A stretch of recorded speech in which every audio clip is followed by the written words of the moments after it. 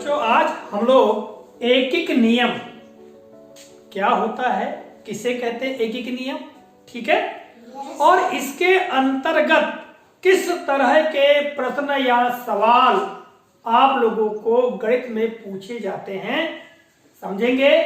यह देखिएगा हमने लिखा है कि एकिक नियम क्या है, इसके अंतर्गत किस प्रकार के प्रश्न आते हैं। तो सबसे पहले आपको समझना है एकिक नियम ये है क्या। यदि आप इसको समझ जाएंगे तो इनसे संबंधित जो प्रश्न है उनको बड़े आसानी से आप हल भी कर पाएंगे, ठीक है। Yes sir. यहां पर शब्द देखिएगा एकिक, एकिक। यदि हम इसका विच्छेद करें तो एक धन एक, ठीक है। Yes sir. ये इसका आशय होगा एक धन एक बराबर एक एक, क्या होगा एक एक, ऐसा होता है, ठीक। Yes sir. और इससे क्या बना है, एकिक बना है, क्या बना है एकिक। अब यहां पर समझने वाली बात यह है कि एक एक का क्या आशय है। तो बच्चों एक से अनेक के बारे में ज्ञात करना, एक से अनेक के बारे में ज्ञात करना या अनेक से एक के बारे में ज्ञात करना एकिक नियम कहलाता है। अभी भी आपको समझ में नहीं आया होगा, इसको और हम क्लियर कर देते हैं। देखिए एक से अनेक की जानकारी प्राप्त करना या अनेक से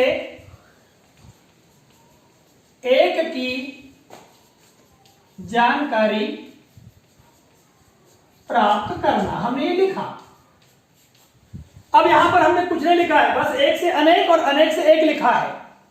इसका मतलब ये हुआ कि हमारे पास यदि कोई एक वस्तु के दाम की बात करें, ठीक है, संख्या की बात करें, ये दिया गया है, तो उस एक वस्तु के दाम अर्थात कीमत के माध्यम से हम अनेक वस्तुओं की कीमत ज्ञात कर सकते हैं, ठीक। या बहुत सारी वस्तुओं यानी अनेक वस्तुओं का एक साथ पूरा दाम दिया गया है, तो हम एक वस्तु का कितना दाम है ये पता कर सकते हैं।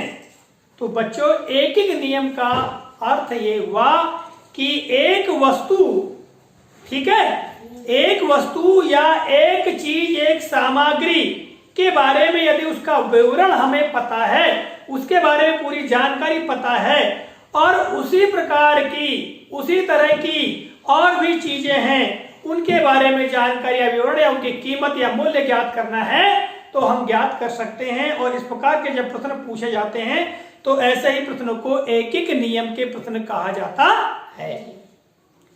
यहां पर देखिएगा हमने कुछ उदाहरण भी लिखा है, अभी इनको हम समझाएंगे, ठीक है। आपको अच्छी तरह से एकिक नियम समझ में आ जाएगा कि क्या होता है एकिक नियम, ठीक है।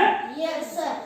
आपको हमने सबसे बता दिया कि एक धन एक बराबर एक एक और उससे बना है एकिक, अर्थात एक से अनेक का और अनेक से एक का दाम ज्ञात करना, संख्या ज्ञात करना, ये एकिक नियम के अंतर्गत आता है।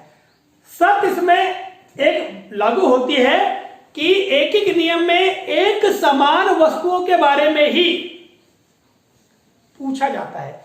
जैसे उदाहरण के लिए यहां पर देखिएगा प्रश्न देखिएगा, एक संतरे की कीमत 10 रुपये है। कितने रुपये? 10 रुपये है। तो एक दर्जन संतरों की कितनी कीमत होगी? भाई यहां पर एक संतरे की कीमत दी गई है, कितने रुपए दी गई है? 10 रुपए। तो ऐसे ही एक दर्जन संतरों की कितनी कीमत होगी? बच्चों यहां पर संतरे के बारे में पूछा जा रहा है। यानी एक संतरे का मूल्य दिया गया है और वैसी प्रकार के और भी जो संतरे हैं उनकी कीमत पूछी जा रही है। यदि सवाल ऐसा हो जाए कि एक संतरे की कीमत 10 रुपए है तो 50 नींबू की कीमत बताओ, तो यहां पर फिर हम सही जो सवाल को नहीं हल कर पाएंगे, क्योंकि यहां पर सवाल ही गलत होगा। संतरे की यदि एक संतरे की कीमत दी गई है तो बाकी और भी जो संतरे हैं उनकी कीमत हम दे सकते हैं, बता सकते हैं। किंतु तो संतरे की कीमत दी गई और नींबू की कीमत पूछी जाए, आम की कीमत पूछी जाए तो हम नहीं बता पाएंगे, है ना। यदि आम की कीमत बताना है तो यहां पर भी हमको आम की कीमत देना चाहिए। तो इसमें यह होता है एक एक नियम में कि एक समान जो वस्तुएं हैं, सामग्रियां हैं, यदि एक समान वस्तु की सामग्री की कीमत निकालना है तो उसी प्रकार की सामग्री की एक सामग्री की कीमत दी हुई होनी चाहिए, या फिर बहुत सारी सामग्री मतलब बहुत सारी वस्तुओं की कीमत दी गई हो और उसी तरह की एक वस्तु की कीमत निकालना हो, तो वहां पर एक एक नियम के सवालों से हम हल कर सकते हैं। ठीक है। प्रश्न एक हमने आपको बता दिया यहाँ पर, यदि एक संतरे की कीमत 10 रुपए है तो एक दर्जन संतरों की कीमत कितनी होगी। इसी तरह से हम कह सकते हैं कि एक आम की कीमत 10 रुपए है तो एक दर्जन आमों की कितनी कीमत होगी, है ना। यहां पर हम कह सकते हैं कि एक नींबू की कीमत 10 रुपए है तो एक दर्जन नींबू की कीमत कितनी होगी, है ना। यानी एक सी सामग्री होना चाहिए तब जाके हम इस प्रकार के सवालों को हल करेंगे। प्रश्न 2 देखिएगा, गुरुजी ने बाल सभा में बच्चों को वितरित करने के लिए 15 इनाम खरीद कर लाए। कितने इनाम? 15। इनाम को पुरस्कार भी कहा जाता है। क्या कहा जाता है? पुरस्कार। तो 15 इनाम या पुरस्कार खरीद कर लाए। वे पुरस्कार केवल 5 बच्चों में ही बांटे गए। कितने बच्चों में? 5 बच्चों में बांटे गए। बताओ एक बच्चे को कितने पुरस्कार मिले या इनाम मिले। भाई यहां पर कुल 15 इनाम थे और 5 बच्चों में बांटे गए, तो यहां पर भी ये एक एक नियम कई सवाल के अंतर्गत आता है। बहुत सारे इनाम दिए गए हैं, एक बच्चे को कितने मिले वो बताना है। अगला सवाल, यदि दूध की कीमत 50 रुपए प्रति लीटर है तो 2000 रुपए में कितने लीटर दूध आएगा। अब यहां पर 1 लीटर का दाम दिया गया है जी, ठीक है, और यहां कुल रुपये दिए गए हैं, तो हम इससे भी 2000 रुपए में कितना दूध आएगा ये पता कर सकते हैं। अगला सवाल, एक कार 1 घंटे में 60 किलोमीटर दूरी तय करती है तो वह 2.5 घंटे में कितनी दूरी तय करेगी। यहां पर भी एक एक नियम का ही प्रयोग होगा, क्योंकि 1 घंटे में कितने किलोमीटर चल रही है? 60। 1 घंटे में एक की बात हो रही है ना। हाँ, तो 2.5 में कितने चलेगी, तो यहां भी एक एक नियम का ही प्रयोग होगा। ठीक है। तो बच्चों आपको समझ में आ गया होगा कि एक एक नियम का मतलब क्या है, या एक एक नियम जो है वो किस प्रकार के प्रश्नों में लागू होता है। एक और महत्वपूर्ण बात समझ लीजिए बच्चों, एक एक नियम में गुणा और भाग की प्रक्रिया होती है। गुणा और भाग, ठीक। यदि एक एक नियम समझना है तो आपको गुणा और भाग आना चाहिए, क्योंकि इनमें गुणा और भाग के माध्यम से हल करते हैं। ठीक है। अब इसमें समझ लीजिए कि यदि एक वस्तु का मूल्य दिया गया है या एक वस्तु के बारे में जानकारी दी गई है और अनेक वस्तु का मूल्य या अनेक वस्तु के बारे में ज्ञात करने को कहा जा रहा है, तो वहां आपको गुणा करना पड़ेगा। आप गुणा करके उत्तर निकाल सकते हैं। ठीक है। किंतु जहां पर बहुत सारी वस्तुओं का मूल्य एक साथ दिया गया है और कह रहा है एक का आपको बताना है, तो आपको वहां पर क्या करना पड़ेगा? भाग प्रक्रिया करना पड़ेगा। ठीक है। अभी इन सवालों को समझ लीजिए। एक संतरे की कीमत 10 रुपए है तो एक दर्जन संतरों की कीमत कितनी होगी। कई बार बच्चों हमको ऐसे प्रश्न भी पूछा जाता है, एक दर्जन, तो आपको ज्ञात होना चाहिए एक दर्जन में कितना होता है? 12 होता है। तो यह आपको ज्ञात होना चाहिए।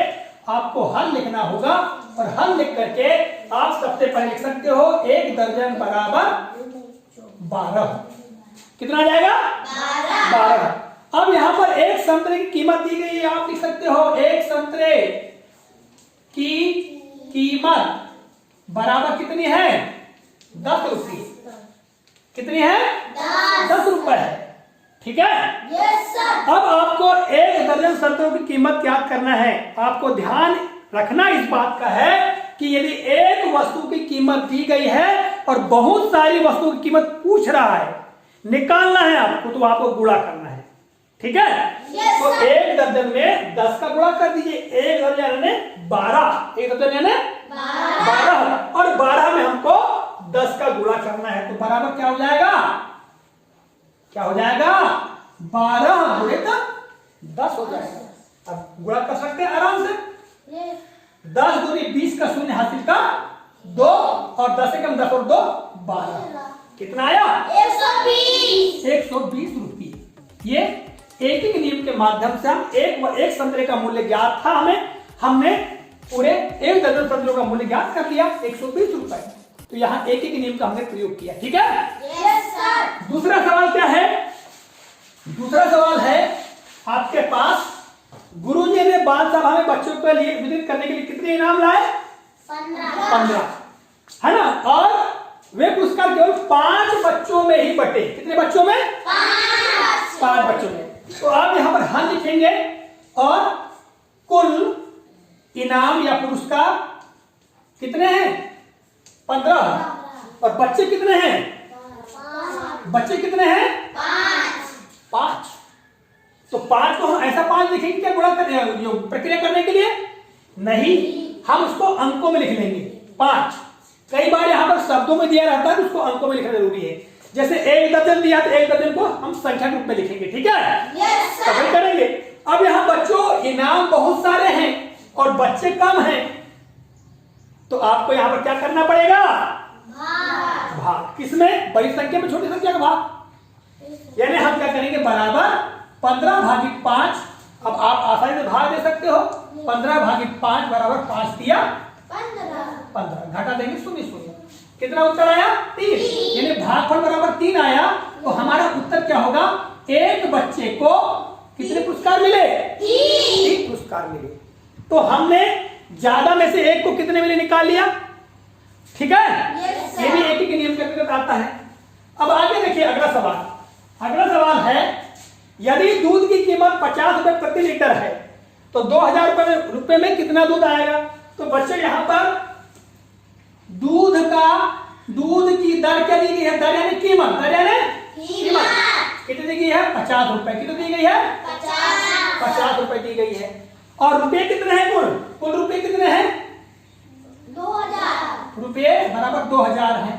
तो यहां पर देखिएगा 1 लीटर का दाम दिया गया है, परंतु यहां पर बहुत सारे रुपये दिए गए हैं। तो बहुत सारे रुपये जब दिए गए हैं और उसमें पूछ रहे हैं उसमें कितना आएगा, तो आपको यहां पर भाग करना पड़ेगा। क्या करना पड़ेगा? भाग। तो बच्चों यहां पर क्या आ जाएगा? 2000 भागित 50। अब आप 2000 में 50 का भाग दे सकते हो। आपको भाग देना हमने पहले सिखाया है ना। 50 चौके 200 हो जाएगा सीधे यहाँ पर। पता लगा पहाड़ा आपको आता है तो अगला शून्य उतारेंगे यहाँ पर और भाई ऊपर देना पड़ेगा। तो 50 शून्य 0। इस तरह से हमारे पास क्या जाएगा? 40। उत्तर बराबर क्या आएगा? 40 लीटर। 40 लीटर दूध आएगा 2000 रुपए में। ठीक है। ये भी एटी के नियम के अंतर्गत आता है। अगला देखिएगा, एक कार 1 घंटे में 60 किलोमीटर की दूरी तय करती है। कितने घंटे में? 1 घंटे में कह रहा है। 1 घंटा दिया गया है। ठीक है।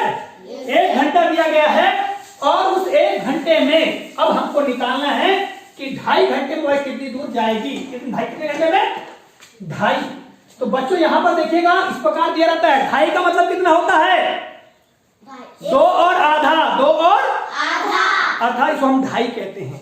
तो बच्चों यहां पर हम लिख सकते हैं कार की चाल क्या है? 60 किलोमीटर प्रति घंटा, है ना। ये हमने लिख लिया।